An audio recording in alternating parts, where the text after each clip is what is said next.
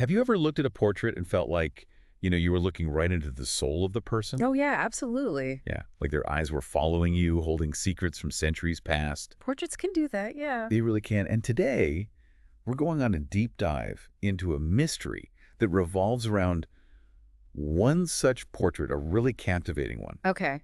It's the portrait of Anne Russell, Uh-huh. the Countess of Warwick, from the Elizabethan era. Right. It's an amazing masterpiece. Yeah. But here's the catch. Okay. Nobody knows for sure who painted it. Oh, wow. It's like having this gorgeous puzzle box with a missing key. We could admire the craftsmanship, but we're left wondering Right. about the hand that created it. Absolutely. And that's really where our deep dive begins. Okay. We're on the trail of the mysterious master of the Countess of Warwick. Right. That's what art historians have nicknamed this unknown artist, Yeah. Makes based sense. on this iconic portrait. Yeah. It's a name, I guess, born out of necessity, like a placeholder, until we can connect a real name to this incredible talent. It's like John Doe or something. Exactly. Until we can find the real person. So let's kind of transport ourselves back to Elizabethan England for a minute, Okay. to the mid-1500s. All right. Imagine a world where portraiture is just beginning to flourish. A time when, capturing someone's likeness in paint Yeah. was still a relatively new concept. It's amazing when you think about that, right? Yeah, it's pretty amazing. Like, we take it for granted now. Totally. But back then, it was like, whoa, you can capture somebody. Right. And it was a time of just huge change Uh-huh. with the death of Hans Holbein the Younger, Oh, right. who Yeah. was Henry VIII's portrait artist. Yeah, he was like the big guy. The big guy. Big name, yeah. And it left this significant void, Oh, for sure. in English portraiture. Yeah. Huge shoes to fill. Huge shoes to fill. Yeah. So Holbein's absence created this opportunity for new artists to come in. Yeah. Someone had to step up. Right. And England saw this influx of talented painters from the Netherlands. Okay. A lot of them fleeing religious persecution. Interesting. And among those stranger painters, as they were called, Oh, wow. Stranger painters? there was one who would leave this amazing mark, but whose name remains a mystery. A mystery. I know. Isn't that crazy? That's so intriguing. So as you're picturing all these artists coming in, Yeah. picture art historians in the 1960s. Okay. They're sifting through archives, Uh-huh. trying to find a name, right, Right. to match the style of Yeah. the Countess of Warwick portrait. That's a tough job. It is a tough job. I wouldn't want to do that. And they find this key document. Oh. It's called the Lansdowne Manuscript. The Lansdowne Manuscript. And it's basically this register of foreign artists who were working in London during the 1560s. Interesting. And one name stood out, Wait. Arnold Derrickson. Arnold Derrickson. Okay. Derrickson's name jumped out to them for a few different reasons. I see. The manuscript says he was in London during, the right time period. Right. He was connected to the Dutch church, Uh-huh. which was kind of a hub for Netherlandish artists. Yeah, that makes sense. And there were records suggesting that he was actually a pretty successful painter himself. Oh, wow. He even had a servant. Oh, fancy. I know. So we've got like our first potential suspect here. Yeah, sounds promising. But how do we go from just a name in some dusty old manuscript to like attributing, Yeah. dozens of portraits Yeah. to this mystery artist? That's a big leap. It is a big leap. Yeah. And that's where the real detective work begins. Okay. Art historians, they meticulously analyze Right. the stylistic elements Uh-huh. of the Countess of Warwick portrait. Okay. And they're looking for those telltale signs, Yeah. those unique fingerprints Like a signature. that might link it to other works. I see. So what are some of those fingerprints Mm. that point to the master, the Countess of Warwick? Well, let's take the Countess's portrait as an example. Okay. Notice that distinct three-quarter view of her face. Right. That really meticulous rendering of her skin. Yeah. Almost luminous, all that detail. It's true. It's very lifelike. And the way the artist captures the texture of her hair, Yes. those fine strands, almost like etched into the paint. It's incredible. It's amazing. How those, seemingly small details Yeah, can reveal so much about an artist's technique. absolutely. Yeah. It's like they're leaving their signature, Right. not with a pen, but with a brush. With a brushstroke, yeah. Exactly. Yeah. And those same details, that same approach, Yeah. you can find it in a growing number of portraits. Oh, wow. Like 40 to 50 works. That many. Yeah. And they're all, like, tentatively attributed to the master, the Countess of Warwick. That's amazing. It is amazing. Yeah. And it's not just, like, the technique. Right. There's something about the way the master captures the presence of his subjects. Yeah. You know, like a certain intensity in their gaze. Oh, yeah. They kind of stare right at you. They stare right at you. Yeah. It draws you in. I've noticed that, yeah.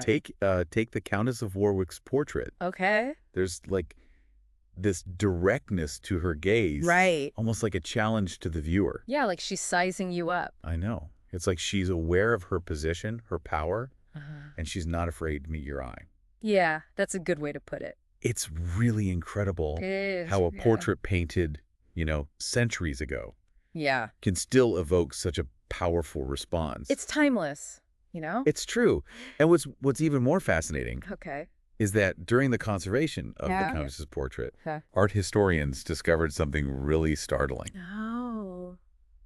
Now I'm curious. I know, right? What did they find? Well, they realized that the portrait had been cut down. What? At some point. Cut down? Like Exactly, cut down. Wow. The bottom portion, which probably showed her hands. Okay. And maybe a miniature she was holding. Oh, interesting. Is missing. So, like, we're missing a piece of the picture, literally. We're missing a piece of the picture, literally. Wow. I know. It's like losing a piece of the puzzle. It is, yeah. Imagine what those missing pieces could tell us. Yeah, who knows what secrets are lost. So we still have a fascinating puzzle to work with, right? Right. So how does Arnold Derrickson fit into all this? Good question. We've got his name in the Lansdowne manuscript. Yeah. But is there anything more concrete linking him to the master's style? Well, there is. Okay. And this is where those, those artistic connections come into play. Further research actually revealed that Derrickson had trained under Hans Uwerth, who was another prominent Netherlandish painter working in London. At the same time. At the same time. So you've got this possible mentor-student connection. Could this be like the link? Yeah.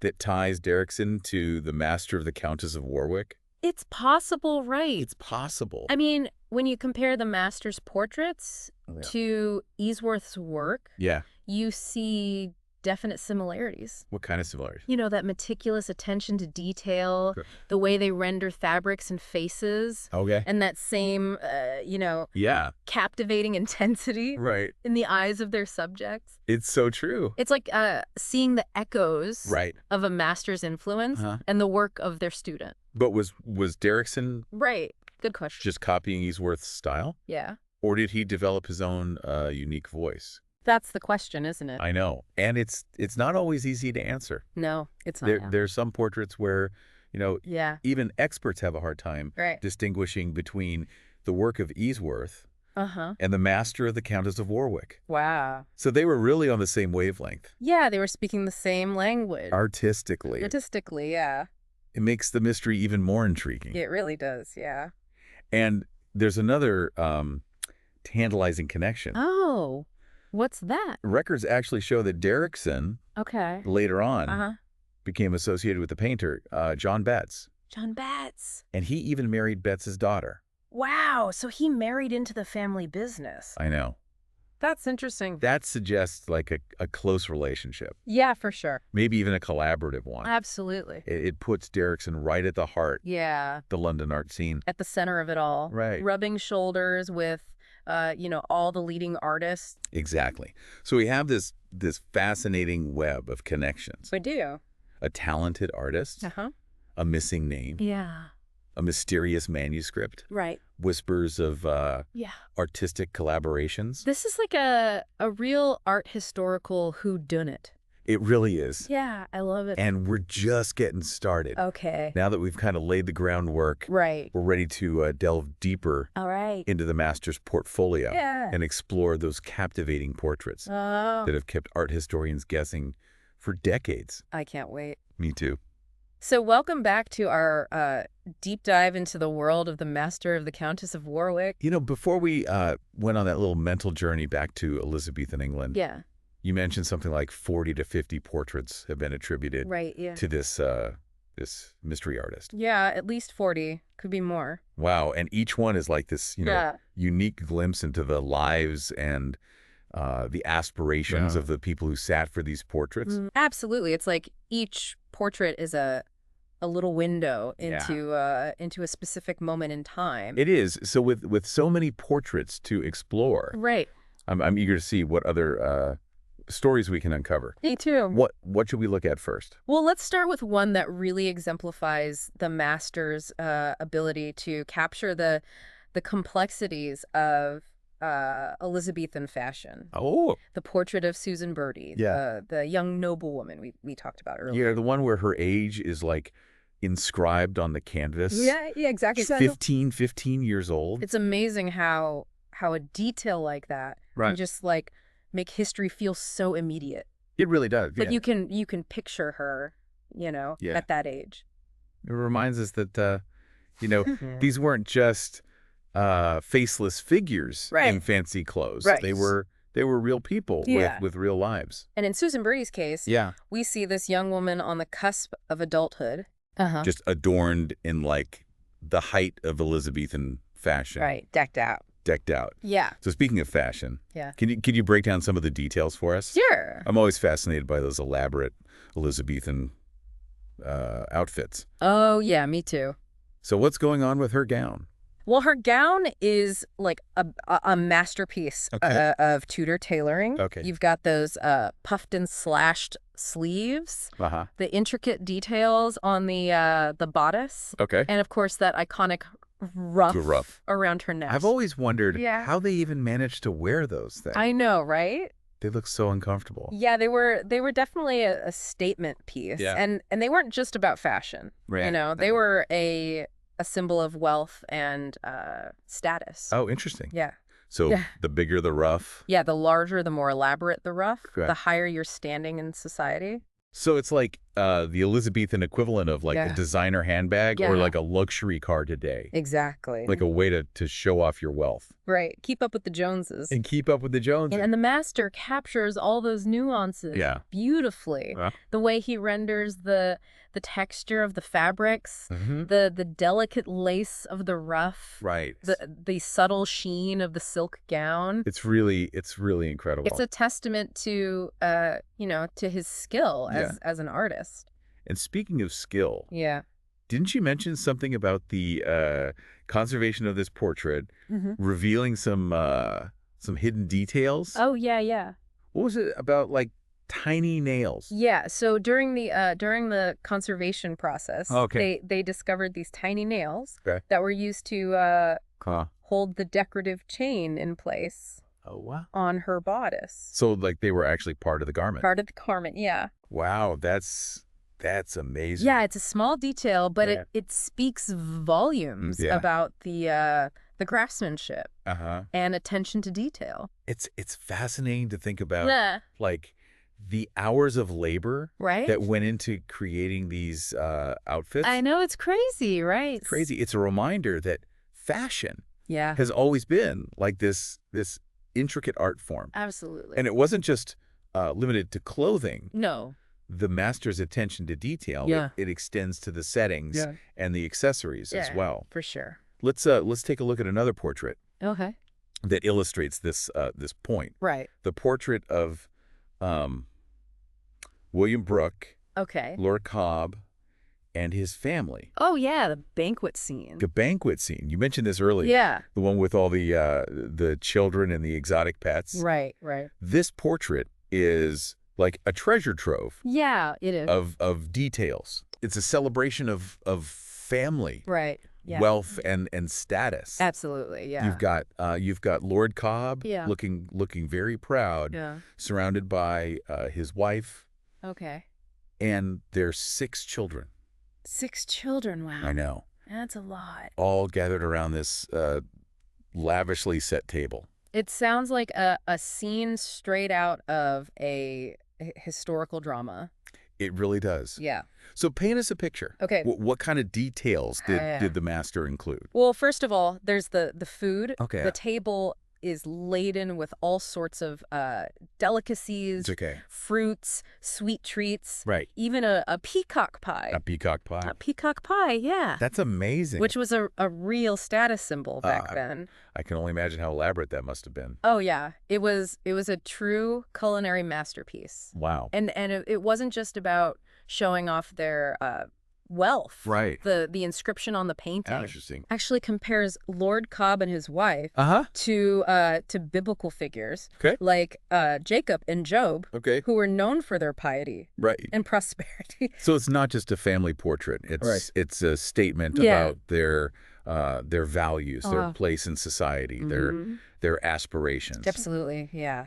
Wow, and then of course you have the children, all dressed in their finest clothes, their ages inscribed above their heads. Right. It's a touching detail. It is. That adds a real sense of intimacy to the scene. Yeah, I agree. And what about those exotic pets you mentioned? Oh yeah. I remember you saying there's a marmoset.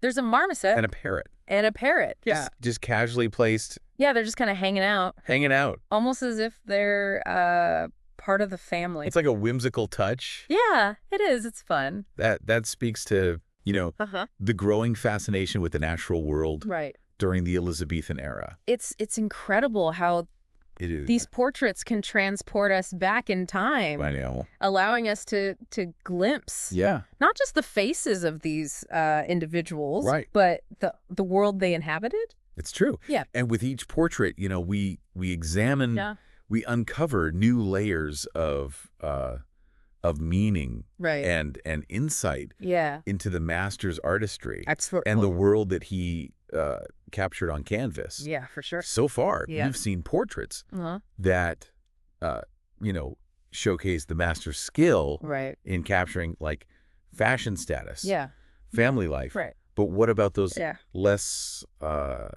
less common subjects? Didn't you mention something about a group portrait of children making music? Yes, you have a good memory. That portrait is particularly fascinating because it offers a glimpse into the role of music in Elizabethan society and perhaps a subtle hint at the master's own interesting religious leanings. Okay, tell me more. So the portrait depicts 4 children. Okay. 2 boys and 2 girls gathered around a table with their songbooks open. Oh wow! And one of the girls is playing a virginal. The virginal, which is a type of keyboard instrument. Right. But what's striking is like the seriousness of their expressions. Yeah, they're not just like playing for fun. Yeah. They're engaged in a serious like it's a real endeavor.